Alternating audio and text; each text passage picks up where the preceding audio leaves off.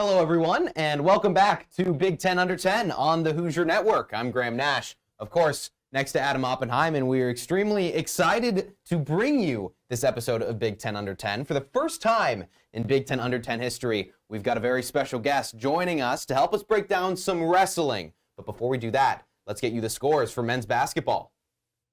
The Big Ten saw a handful of upsets last week, starting with 7th-ranked Purdue, who lost 2 games. First, they lost a nail-biter to number 20 Michigan on the road, and then they turned around and took on 16th-ranked Wisconsin at home, a challenge that they could not overcome. It was a tough week for the Boilers. And another big upset, the 11th-ranked Michigan State Spartans lost to unranked Indiana at home.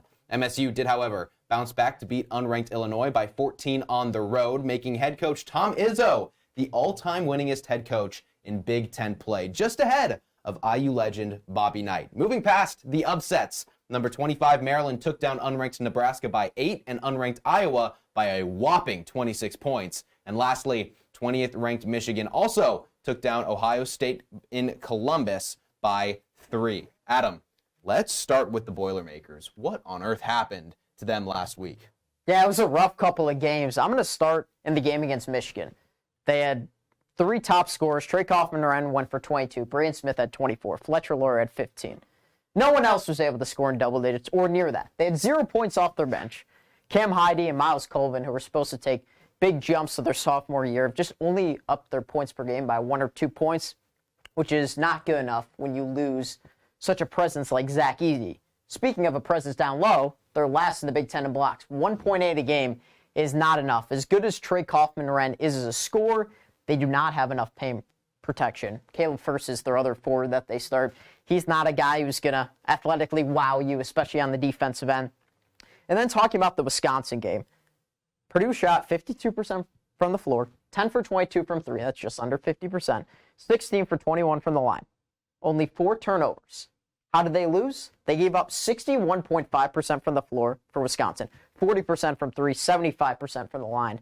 A 58-point second half to the Badgers, and John Tanji had 32 points. That's just not good enough for Purdue. They got to find different ways to win, and right now it seems like it's either Braden Smith, Fletcher Loyer, or Trey Kaufman-Renn. If they don't all have great games, I'm not sure they're going to have chances to win against the top Big Ten teams. Working off that, we spoke last week about how Purdue and Michigan State were the 2 teams to beat coming down the stretch in the Big Ten. Has that changed for you at all after these results? I think it's got to be Dusty May's team in Ann Arbor. 6 straight wins for Michigan, and that was after they got absolutely demolished at Purdue.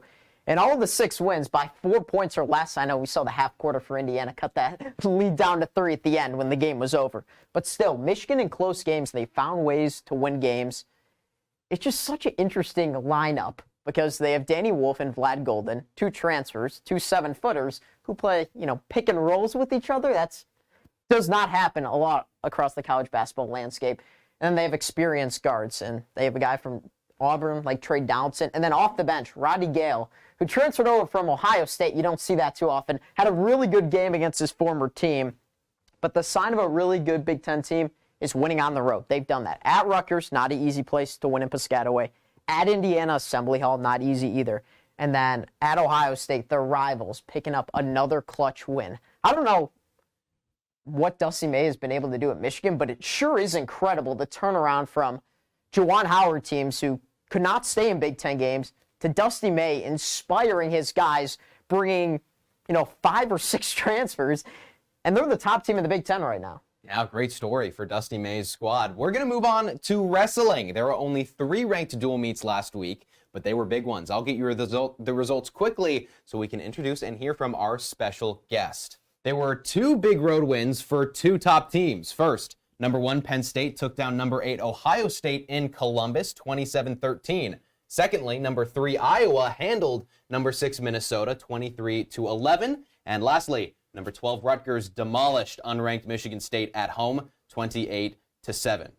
And now we get to introduce our very special guest and wrestling expert, Riley Woodall. Riley, thank you so much for coming on the show, man. Hey, thanks for the high praise, calling me an expert. I appreciate it. You guys are an expert of this show. Love watching it. Thank you, thank you. Well, first question for you. Penn State has been phenomenal. Why have they been so dominant? Well, this is the best team in wrestling, obviously, Graham, but also of all time. Maybe the Dan Gable teams, maybe the John Smith teams could compete with this team. But the way they are stacked at every single weight class with talent, with development, with senior-led guys, it's just ridiculous. And what they've done this year is nothing short of impressive. 70 straight dual meet victories dating all the way back to 2020. That last loss came to Iowa and Iowa City. They've scored 27-plus points in every single Big Ten dual meet that they've had this season. The three reasons, in my opinion, Graham, why Penn State's been so dominant. Development, first of all. Wrestling is a development sport, and they have done that at the top level with some of their senior-most guys. They've retained that talent that they've developed, and then on top of that, they've been astounding at the recruiting level. They're third right now in the 2025 class rankings. In 2024, they had the top class, and some of those young guys are getting chances early. Luke Lillenthal at 125, and then you've got Tyler Kasak at 157, the true sophomore who's been phenomenal this year. Yeah. That young talent gets their chance early, and that's what fills out the weight classes for this team. If you want to win a national championship, you go to Penn State and you wrestle for Cael Sanderson. There you go. Penn State clearly at the top of everyone's list right now, best teams, not just in the Big Ten, but in the country. But if you had to fill out 2, 3, 4, and 5 for the rest of the Big Ten, who would you choose? Yeah, well, Penn State, again, is in a class of their own. Ever since Cael Sanderson took over in 2009, his first season was in 2010. Graham, they've won 11 national titles, national team titles. Nobody else has done that, ever. What we're seeing is history in the making. So I think I'd go with their rivals, the Iowa Hawkeyes. I think that's kind of a no-brainer. Stephen Buchanan at 197 has been terrific this year, still undefeated. Michael Caliendo has been fun to watch. I'm interested to see when they get to the Big Ten and NCAA tournament how they handle and manage some of those weight classes, because they've kind of let guys rest. They haven't wrestled them in dual meets. Gabe Arnold and Angelo Ferrari are a couple guys that come to mind. So that'll be interesting to see how Iowa manages those guys. Number 3, I'm going Nebraska, led by Ridge Lovett. He's impressive, to say the least. He's looking to repeat in a couple of different places, especially in the Big Ten tournament and the NCAA tournament as well. Silas Allred, Jacob Van D, a couple of really fun guys to watch. I'm going to put Ohio State at number 4 over Minnesota. Wow. And I think some people are going to question that decision. I know Minnesota beat them in the head-to-head dual meet in Columbus, but this is a team that didn't have Patty Gallagher, didn't have Sammy Sasso. Those are two guys they're going to have for the tournament. So if we're looking purely based on tournament rankings, that's where I'm going to put them. And then lastly, at number 5, Minnesota. Gable Steveson is going to repeat as Big Ten and national champ, and it's not even going to be close because there's no other heavyweight that's even in the same league as Gable Steveson. Vance Vombar, I've been really impressed with. He's been wrestling phenomenally well. He was the guy that put Jesse Mendez to the limit before Bo Bartlett beat him this past weekend. Vombar almost beat him in Columbus in that duel in the Cavelli Center. And lastly, Max McAnally at 184. I have loved his transformation over the season. He's wrestling some of the best I've seen him wrestle in a long time. He's going to be a dark horse in the Big Ten tournament. All right. Well, hey, take it to the bank. I know I'm going to. Last question for you, Riley. What do other teams need to do to beat or just hang with Penn State? So you asked me a question. I'm going to ask you a question, Graham. Have you seen Peaky Blinders? I've not. Okay. It's a great show. You should watch it. The main character, his name's Thomas Shelby. Okay. And he says a line towards the tail end of the series. And I think at the last season, he says, the only person that can kill Thomas Shelby is Thomas Shelby himself. The only way Penn State loses the Big Ten and NCAA tournaments is by beating themselves. And it's kind of plain and simple. It's kind of like Ohio State versus Notre Dame in the national championship for football a few months ago. This Penn State team is a shoo-in to win both tournaments this season. The only way that teams have a chance to stop the Nittany Lions from repeating again as Big Ten and national champs is they're going to have to put forward a collective effort. It's going to have to be upsets, left, right, and center. You get those upset alert notifications on your phone. Yeah, the entire rest of the conference needs that times a million in order for that to happen. So I think if that happens, if there are a few upsets in a few different weight classes, namely a couple of their number 1 guys going down, Mitchell Messenbrink, Carter Starachi, I just don't see those guys losing. But if they do, it's going to be interesting, but there's absolutely no way that's going to happen because Penn State, in my opinion, is Gonna win the Big Ten tournament easily and gonna win the national championship and the national tournament very easily. Wow. Well, there you go. Penn State, the team to beat. Riley, thank you so much for coming Thanks on for the having show, me on, man. Graham. Really Appreciate it. Appreciate the time. We're going to take some time, move from the hardwood and from the mat. Let's talk about the diamond. Here's your scores from last week's baseball action.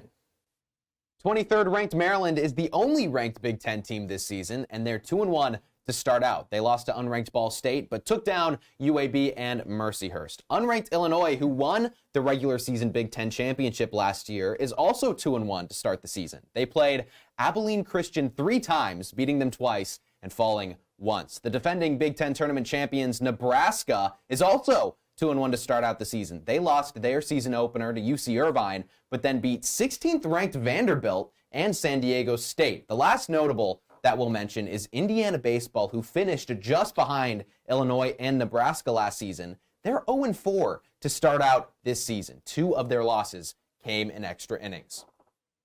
Well, quick question for you, Adam. Why is there only one ranked team in the Big Ten? Well, I'll give you a few reasons. First of all, they don't get the top recruits. Second of all, that means you don't have a ton of talent. The SEC and the ACC and the Big 12 are better. And lastly, it's cold here in the Midwest. I don't know a lot of, recruits who would want to play in the Big Ten. Yeah, it's tough spring sports here in the Midwest. Not too much going for you in that. But that is going to wrap up today's show. Huge thanks to our producer, Colin Dusick, and teleprompter Henry Thuss for making all of this possible. And a big thanks to Riley Woodall for coming on the show and helping us talk wrestling. If you liked what you heard, go check out Wrestleite Recap, where Riley and Adam break down strictly NCAA wrestling for IUS TV Sports. Be sure to subscribe and follow us on Twitter and Instagram at B1G_under10, and check back in later this week for our next episode of Big Ten Under 10.